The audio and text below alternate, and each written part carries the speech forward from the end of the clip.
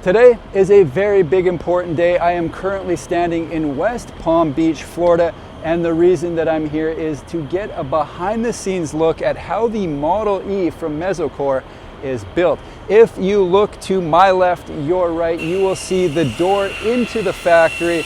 I'm gonna head up on in there and we're gonna see what's under the walls. We're gonna see the steel chassis and we're gonna figure out together how this all works because they've got a very cool structure. So why not see how it's made? Let's go check it out. It is entirely possible that somebody out there missed the first video I did on this home. And if that's you, you are getting the SparkNotes version, so pay attention. What we're looking at here is 18 feet wide. It's 23 feet long for a total footprint of 420 square feet, in which they've got one bedroom, one bathroom, a living room, and a kitchen. And what's so interesting about this build is how it ships. So if you look right here in the middle, that's the chassis of the home and everything ships within that. So this roof folds out. These walls are panels that are inside the chassis. It gets put together on site and the result is what I just described to you. So you'll notice as well, this roof kind of slopes in. That's because they've got 1,700 gallons of rainwater storage on top of the home that can be used for the toilets, or it can be filtered, just not in Florida from what I understand. All right, it's time. I want to show you what this all looks like when it's not set up as is. And to do that, I have to go, or I should say I get to go into the factory. Here we go. To kick things off, what we're looking at right here is the jig that this steel gets placed into, and then the robotic welders will weld the frame of the home that makes up the chassis. That's that center section that I showed you that the rest of the home ships within. So let's go check that out. Here's a good look at the chassis. So as you can see, it is steel. And as I get a little bit closer, we can see that they've got both electrical and plumbing in the floor. So blue line's cold, the purple is the rainwater collection. That will just be sent to the toilets, and the red is hot.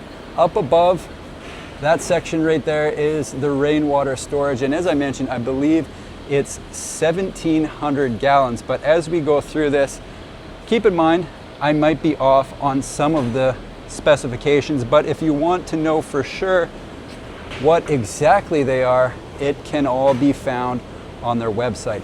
There is another model a little further along. So this is kind of step one, and I'll show you what happens next. All right, this is the perfect angle to kind of show you how this all works. So when the chassis arrives to the job site, it's going to look something like this. It's probably going to be with shrink wrap on it or something like that. But once they unpack it, this is likely what you're going to see. And then as it starts to get set up, it's going to look more like this. So this side would also be flipped up like that. And then somewhere inside the chassis, there would be 14 wall panels that get put into place, 7 on each side, and then the rest of the home is built out. So this piece ships like that. This piece gets flipped up like that. And then the wall panels are inside. And that gets us another step closer to what we saw outside.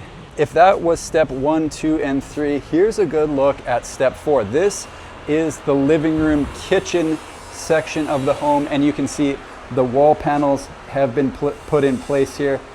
The roof has been flipped up, and this is what it looks like at that stage. Obviously, they need another couple panels probably on that side. They need to put the kitchen in here, but it is all ready with the plumbing and wiring right there. So the way it all works is they've got the plumbing and electrical inside the central chassis, and then the dry sections are of course the living room and dining room, and on the other side we will have the bedroom, which hasn't been flipped up yet, but it does give you a good idea of how it all works. Got the central section with all the plumbing, and the 2 outside sections are more or less just open space. The last stop on the inside of this factory tour is a nearly finished prototype, because it gives me a chance to show you one of the steps that I wasn't able to in the other models. All right, so here we are, we land in the living room, kitchen section. So dining room will be right there. We've got the kitchen over here, living room is on this side.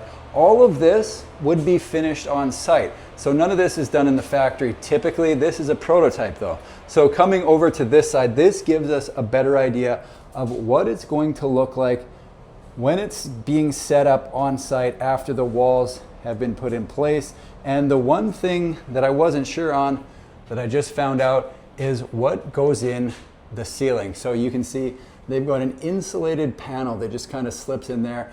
The wiring is behind, they slip that in, and that makes up the ceiling of the Model E ADU. So I think that does a pretty good job of explaining how this all works, how it goes from the steel frame to a finished ADU, but maybe I should summarize. I have a feeling there are people watching this video right now thinking to themselves, well, that's pretty cool, but it doesn't make sense because where are all the building materials to finish off the second and third section of the home going to ship? There's no way it's all going to fit within that section with the kitchen and bedroom. And you are absolutely right, because I missed one very important fun fact. Fun fact, the water collection area, the cistern on top of the home, doubles as storage when the home ships. So when that thing is traveling down the road, it could have wall panels, it could have shiplap, flooring, or any other number of things that are required to finish off the build when the chassis gets to site and gets put on foundation.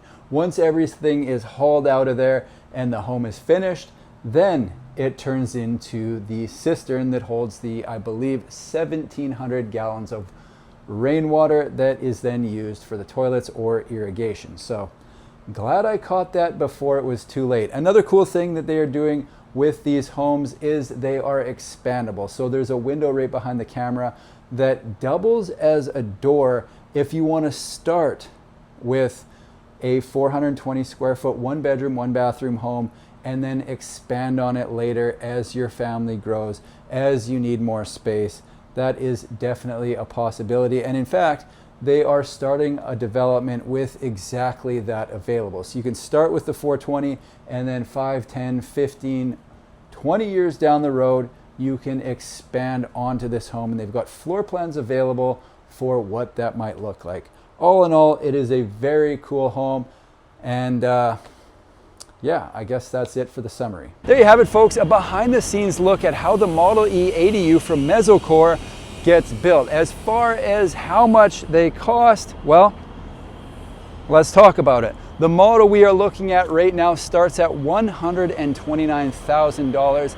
That includes the full solar package that's on the roof, and if you don't want that, good news, you don't have to have it. So you take that off, yes, it's optional, that brings you down to $99,000, and for those that don't have their graphing calculator on hand, that means that the solar package is $30,000. So 99 or 129, your pick. That is it for me here today at the Mesocore factory in West Palm Beach, Florida, where it's so humid, I'll bet you don't even have to lick the stamps. I hope you enjoyed the tour. Thank you for watching. We'll see you in the next one.